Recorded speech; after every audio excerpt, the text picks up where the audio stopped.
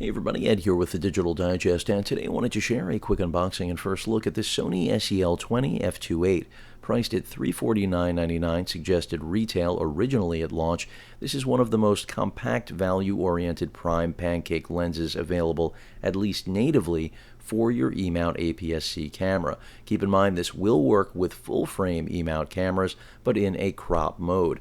So you can see I've got the A6000 right on top of it, and that's because ounce for ounce, the A6000 right now is easily one of the best, if not the best, mirrorless camera, in my opinion, on the market, especially with the deals going on over the course of the holiday weekend, Cyber Monday right around the corner.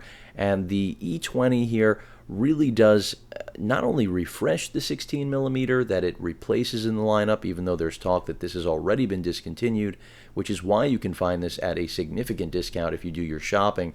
But this is really, in my opinion, as I mentioned earlier, one of the best compromises with regard to maintaining great image quality while also maintaining the form factor that the E-mount is really all about. So let me get this out of the box. Again, $350 was high at retail. Applicable Sony paperwork, your warranty, some instructions, get that out of the way. And let's see what this glass looks like.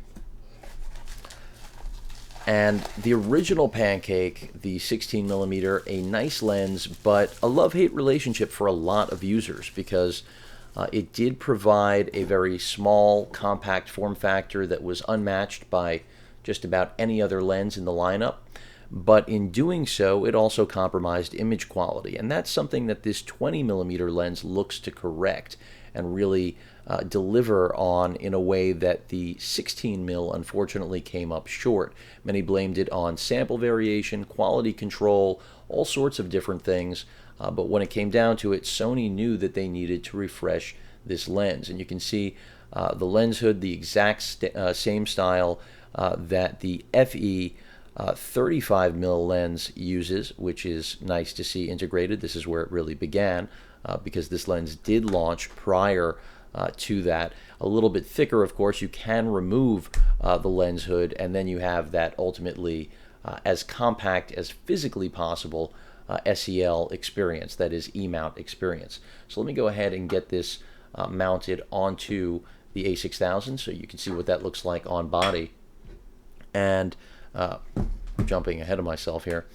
And I am excited to get this because I've always wanted to pick this lens up. It's really been a matter of getting around to it. You know, that for all the people that say there aren't enough E-mount pieces of glass, in my opinion, there really are.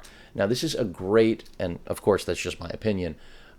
It depends on what sort of user you are, because after all, the E-mount does allow you to adapt any type of glass to it, as long as you're comfortable with manual, and the A7 Mark II is going to change all of that with image stabilization. But you can see the form factor immediately. There's a tremendous inherent advantage to the pancake on any of the Sony E-mount bodies, and with what again is a promised compromise that's much better than the 16mm original that launched alongside Sony's E-mount lineup of cameras.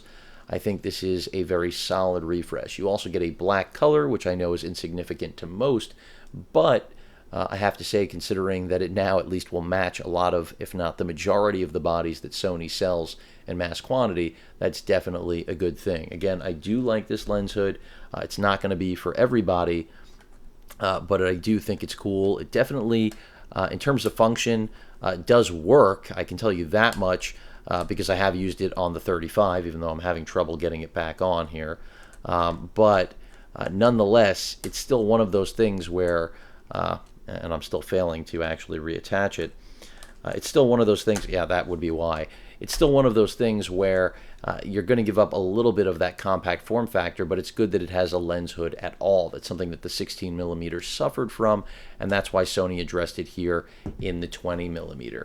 So again, this is part of Sony's, I would say, value-oriented prime lens offerings, and $350 definitely expensive, but if you can find it for less, as I just did, then it's absolutely worth every penny. I'll include a link in the description to Amazon. And don't be surprised if you see pricing soften there as well. Again, this is the SEL20F28 Prime Pancake lens designed for E-mount mirrorless Sony cameras with APS-C sensors. Any questions or comments, please feel free to post them. And of course, as usual, please feel free to subscribe. Later.